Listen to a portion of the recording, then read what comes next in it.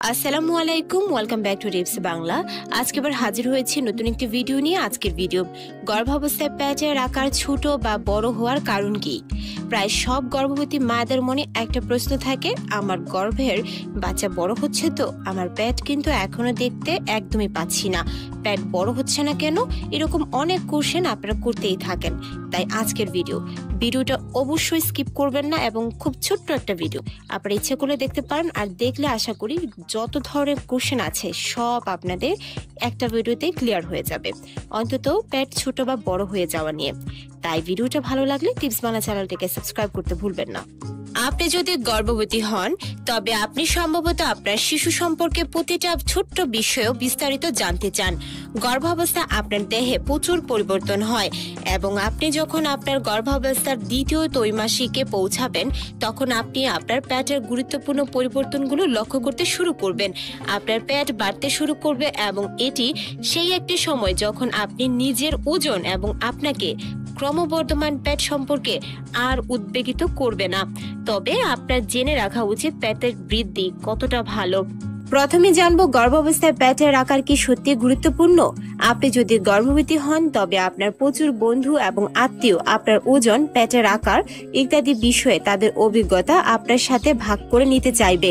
তবে সত্যিটি হলো গর্ভাবস্থায় পেটের আকারে কিছু যায় আসে না। গর্ভাবস্থায় যতক্ষণ না আপনি অতিরিক্ত ওজন বা স্থূল না হয়ে থাকেন, চিন্তার কিছু নেই। আপনার পেটের আকার আপনার পক্ষে উদ্বেগের বিষয় হওয়া উচিত নয়। আপনার ডাক্তারের অ্যাপয়েন্টমেন্ট মিস করবেন না এবং নিয়মিত পরীক্ষা করান। ডাক্তার আপনাকে আপনার শারীরিক অবস্থা সম্পর্কে নিয়মিত আপডেট করবে, মানে আপনার পেটের আকার বা আপনার বাচ্চার বৃদ্ধি ঠিক আছে কিনা তা আপডেট করবে। এখন জানবো গর্ভাবস্থার পেটের আকার ছোট বা বড় হওয়ার কারণ কি। আপনার পেটের আকার সঠিকভাবে আপনার গর্ভাবস্থার স্তরটি নির্দেশ করতে পারে না। আপনার পেট ছোট হোক বা বড়, আপনি আপনার গর্ভাবস্থার পর্যায়টি সঠিকভাবে নির্ধারণ করতে পারবেন না। সমস্ত মহিলার গর্ভাবস্থায় পৃথক হয়। যদি আপনার বন্ধুর পেট তার গর্ভাবস্থার ষষ্ঠ মাসে যথেষ্ট বড় হয় তবে এর অর্থ এই নয় যে আপনার পেটটিও আপনার গর্ভাবস্থার ষষ্ঠ মাসে একই আকারের হবে। যদি আপনার সেই সময়ের মধ্যে একটি ছোট পেট থাকে এবং চিকিৎসক আপনাকে আশ্বাস দেন যে আপনার গর্ভাবস্থা ঠিকঠাক চলছে, তাহলে আপনার দুশ্চিন্তা করার কিছুই নেই। গর্ভাবস্থায় পেটের আকার ছোট বা বড় হওয়ার কারণ প্রতিটা মানুষের শারীরিক গঠন, আপনার উচ্চতা, খাদ্যাভ্যাস, স্বাস্থ্য, বংশ বা জিনগত বৈশিষ্ট্য, বাচ্চার অবস্থান আলাদা, তাই তাদের গর্ভাবস্থার ধরন এবং পেটের আকার আলাদা হয়ে থাকে। তাই এসব নিয়ে নিজের উপর চাপ প্রয়োগ করা একদমই ঠিক নয়।